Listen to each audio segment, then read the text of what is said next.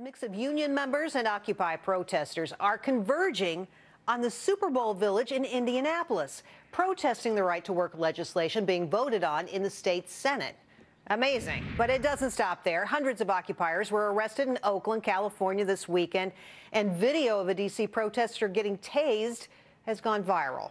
Time to bring out our panel. Clint Greenleaf is the CEO of the Greenleaf Book Group in Austin. George Jarkesy is the chairman of the National Eagles and Angels Association in Houston. And Tamara Holder is a Fox News contributor in Chicago. George, let's start with you. Does this never end?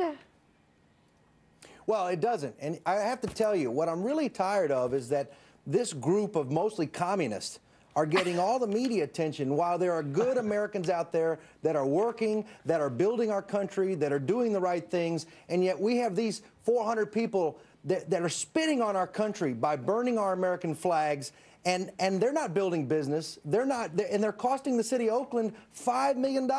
They're takers. They're not makers. Tamara, what do you say? Well, I like how people on the right like to use words like communism and name-calling when really people are upset about the economic condition in this country, and it's not just 400 people. There were 1,000 protesters. Now, excessive But why force do they and have to violence burn the on either American the police flag? side. What's the point of that, Tamara? No. They burned the American flag, yes, they did, in Oakland. No, and I think, like I just was saying, that excessive force and violence on either side, whether it's the police or the protesters, is absolutely unacceptable, and it defeats the purpose. But to name-call everybody and call them communists, it doesn't go to the heart of the problem. People are upset, and we need to have a group leader who's helping to resolve these problems. Well, is there a magical person, Clint, coming along who's going to fix all of this? Well, you know, it was the Oakland mayor, that brilliant woman who gave her people a whole day off to go ahead and join the Occupy protests, and now is saying, oh, no, please leave my town because you're all a bunch of hooligans. Well, the whole problem is Occupy is a mess. And Tamara, I'm sorry, I totally disagree with you. These people are communists. They're horrible.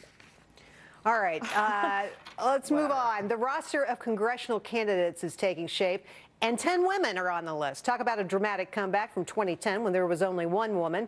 New Hampshire Republican Kelly Ayotte was sent to the Senate. Tamara, to you, this is good news, is it not? I mean, come on. At the end of the day, more women, better Congress, better looking Congress, prettier Congress, better hair, smell better. Am I right? Right, absolutely. No, I totally agree. I think that there need to be more women. And, you know, I don't really agree with Bachmann or Palin at all on any of their issues. But what they've done is they've really put themselves out there that women are smart and intellectual and can speak on camera and can represent women. I think it's a great thing, whether you're a Democrat or Republican.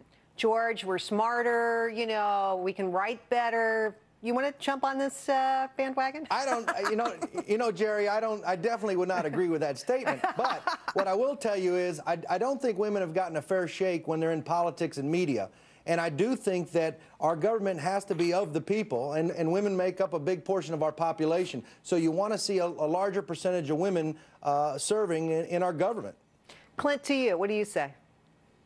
Despite Nancy Pelosi, I think we need more women in Congress. I love that Tamara said that both Palin and Bachmann are smart. That's good to hear.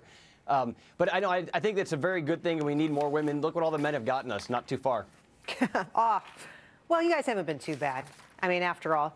Let's talk about this big deal, Facebook. Facebook users now have a new way to broadcast their political thoughts on a digital billboard in Times Square. Listen to this. The new app is called 2012 Matters, and starting this week, users can pick 3 out of 9 possible issues that matter to them most, and their opinions and their profile picture will light up the Big Apple billboards. Clint, what do you say to this?